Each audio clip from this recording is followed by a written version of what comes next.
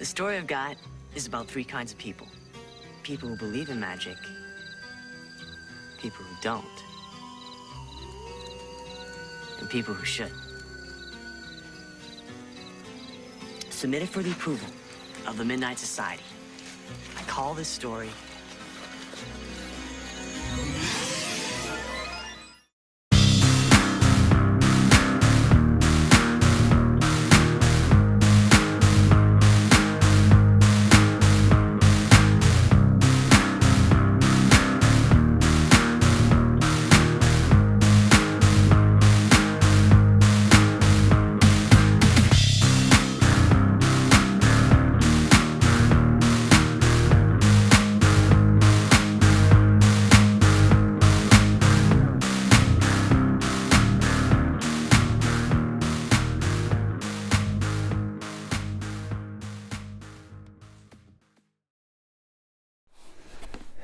Happy April Fool's Day, gang.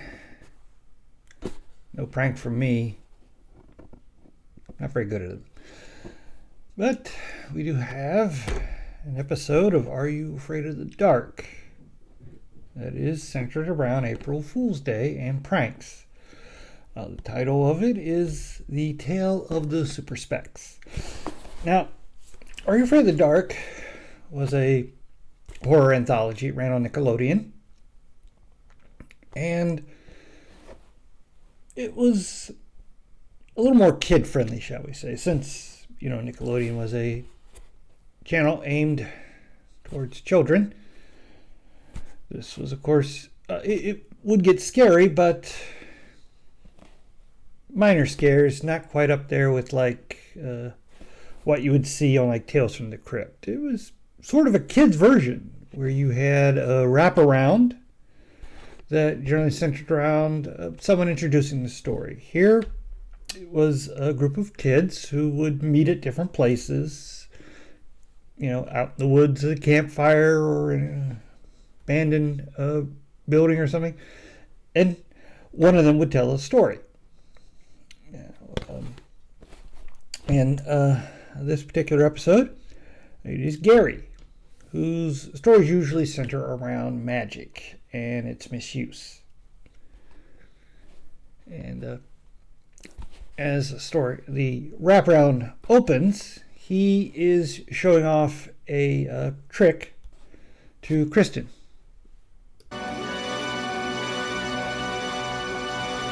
Oh! You all right, Gary? You okay? gotcha. After that bit of comedy, she tells him that she hopes his new story will be better than his last few. They haven't really been that scary.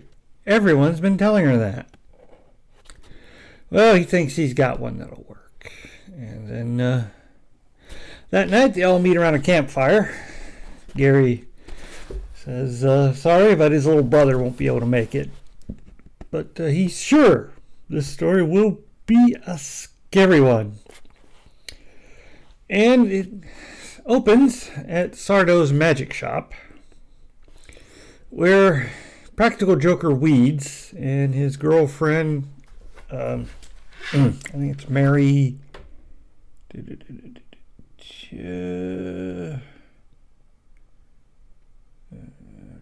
Where is her name? Mary Beth. No, it was Mary Beth. And he is fooling around with some of the magic dust at the store. Umbu, Tubu, Sunrage, Vinsu, Hulu, Bombane. Of course, none of them notice the effect that magic dust had. After Sardo comes in, Weeds buys the dust, a couple other things, and a pair of the specs, which he gives to Mary Beth. Well, you see anything? No, it's stupid.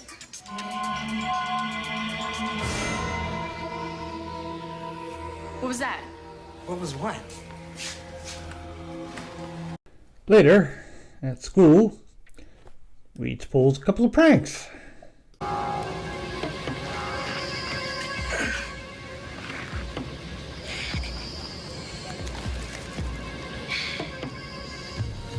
Trans Rama.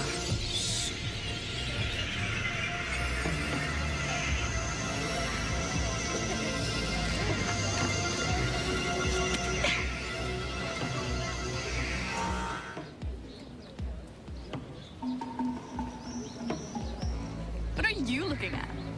Man, I knew it was gonna be a ripoff. What's with him? Who knows? He's always... My voice. What's wrong with my voice? I sound like a chipmunk.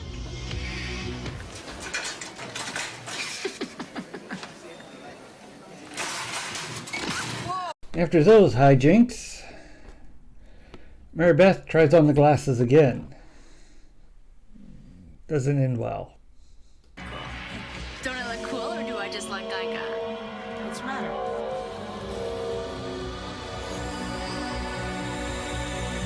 I saw somebody.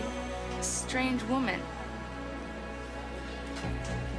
Yeah, April Fools.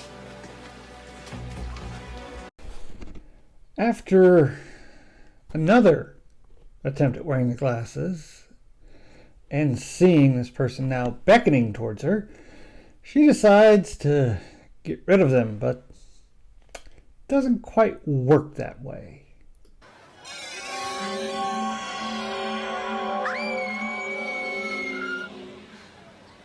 Hey! Pointed at me. Who was it? I don't know. Maybe it was some kind of stupid trick Weeds is playing. The guy's strange. Nobody bought me for our 1 week anniversary. What? Some stupid book on mummies or something. I got it right. What's the matter? I thought you threw him away.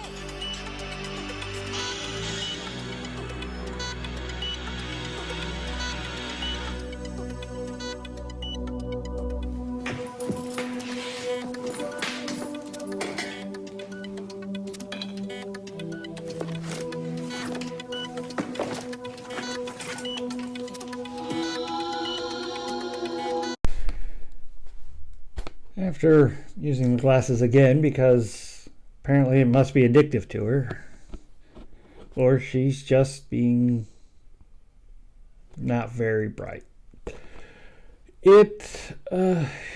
The number of people she's seeing starts multiplying. Freaked out, she goes to Weeds, who's with his friend playing horse, and she puts him on again, and even more people are beckoning at her. So she runs to Sardo's and explains everything. And he might have an idea what's happening.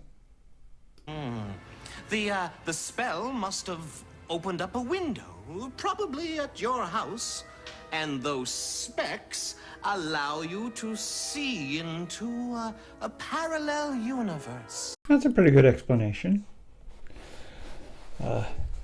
She wants Sardo to do a counter spell. He's willing to do it for a price. After some haggling, they agree on the price. And he gets things together, but realizes he sold Weeds the last bag of powder that he needs for the counter spell. So she rushes over to Weeds to get it. That's the dinner run, you big ripoff. Prepare for a burial at sea. Adios, monkey bones. Stop! You flush this dust and you're going in after it. Well, they're now conducting a spell, with a crystal ball and the book and some powder. And at first, it just sounds like Sardo, accent on the dough, is just mumbling nonsense until. They're here, I can see them!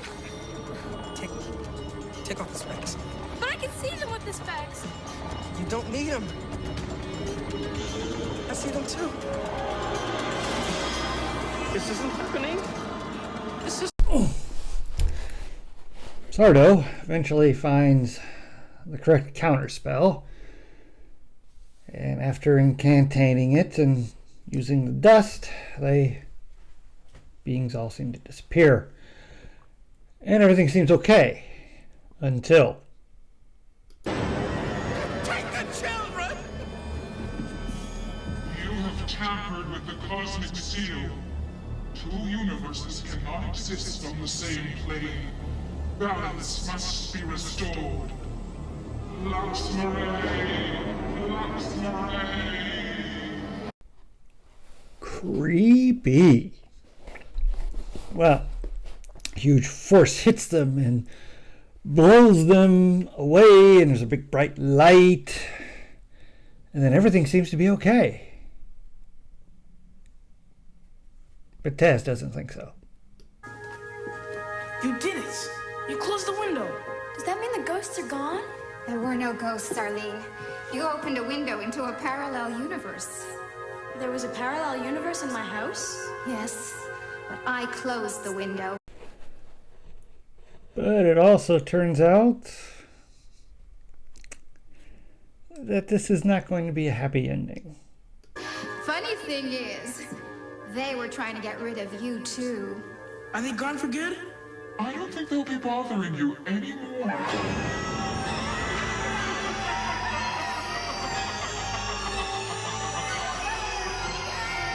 Yep, the bad guys won. And the alternate universe takes over ours, and ours is trapped in that crystal ball. Well, everyone agrees that was a much better story than the ones Gary has told before. Very scary. But he has a surprise for them. He has super specs with him from his father's magic store, and he gives one to everyone. And it has the expected result.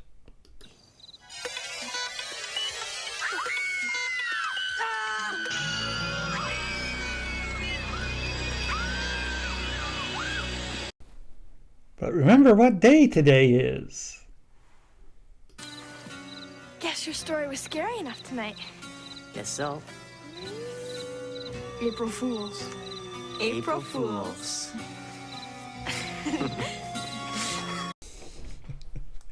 Okay, that's a cute ending. That, of course, is Gary's little brother there at the end who was in on the gag. This is a pretty fun little show.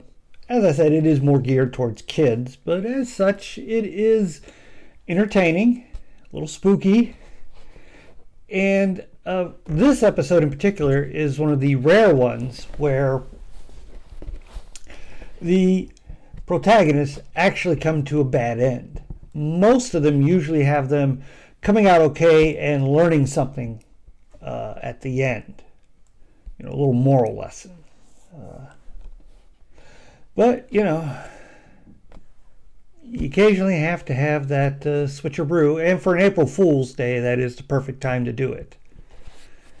Yeah, it's pretty good acted. I like the actor who plays Sardo. He was a character that appeared in, I think, most of the stories that the character of Gary told, since his father owns a magic shop and all of his stories deal with magic. It usually revolves around a item that Sardo would sell to someone.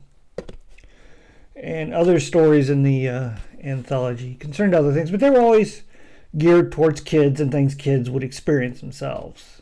And it ran off and on for a couple of decades. I mean, the original run ran from like 90 to 95, and then 96 to 2000. I'm not sure when the other one was, but yeah, they had 3 incarnations with 3 different groups of kids. But it always revolved around the same theme. And I always like how in the opening you have I'm calling the meeting of the Midnight Society Order, and this is my story, and then he would throw the dust into the fire, and the fire would come up, and then you'd see the title of the episode. It's a very, very fun show. A lot of fans, I'm sure, who are now adults and probably look back on it fondly. And I can see why they would. It's up there with, I think for kids, the Tales from the Crypt cartoon that ran on Saturdays, which had a similar kind of vibe to it, where you get scary stories, but they weren't overtly scary. Something that wouldn't traumatize you, but it'd be a little creepy. And of course, most of the protagonists and individuals are kids, and that's that's pretty cool. Kids should have their own thing, right? I did when I was a kid. Shows that were geared towards me, like Ghostbusters, The Kids from Caper, Arc 2, Shazam, Power of Isis, all that stuff.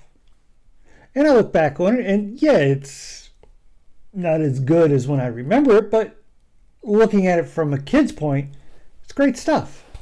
And I think the same's here. Well, please hit like, share, and subscribe. And stay after for my favorite scene. After the credits. Man, I can't talk these days.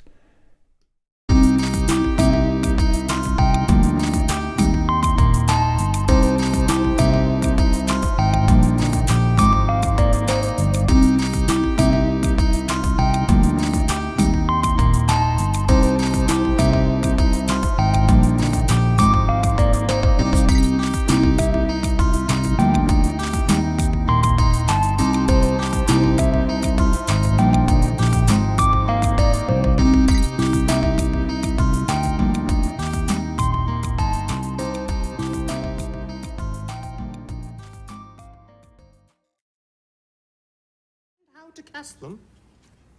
Do you know the counter spells? Naturally. What? I have expenses. What'll it cost? $50? What? All right, 20. But I'm losing on the deal.